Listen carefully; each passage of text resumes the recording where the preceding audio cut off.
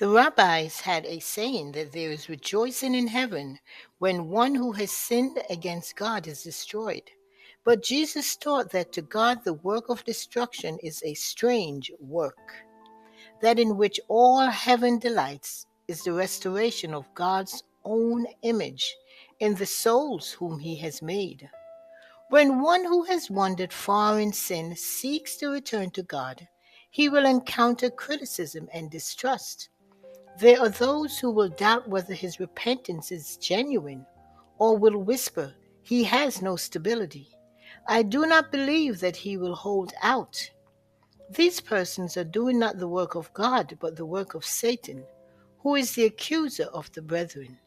Through their criticisms, the wicked one hopes to discourage that soul, and to drive him still farther from hope and from God.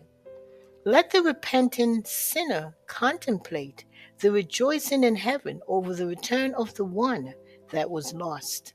Let him rest in the love of God and in no case be disheartened by the scorn and suspicion of the Pharisees.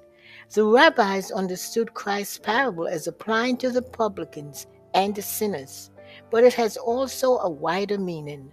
By the lost sheep, Christ represents not only the individual sinner, but the one world that has apostatized and has been ruined by sin. This world is but an atom in the vast dominions over which God presides. Yet this little fallen world, the one lost sheep, is more precious in his sight than are the 99 that went not astray from the fold. Christ, the loved commander in the heavenly courts, stooped from his high estate, laid aside the glory that he had with the Father, in order to save the one lost world. For this he left the sinless worlds on high, the 99 that loved him and came to this earth to be wounded for our transgressions and bruised for our iniquities. Isaiah 53 and verse 5. God gave himself in his Son that he might have the joy of receiving back the sheep that was lost. Behold, what manner of love the Father hath bestowed upon us, that we should be called the sons of God. 1 John 3 and verse 1. And Christ says, as thou hast sent me into the world, even so have I also sent them into the world. John 17 and verse 18.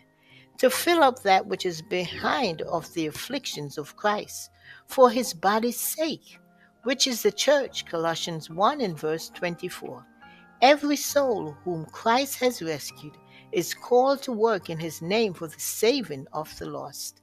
This work had been neglected in Israel. Is it not neglected today by those who profess to be Christ's followers? Blessings, Maranatha. Jesus is coming soon.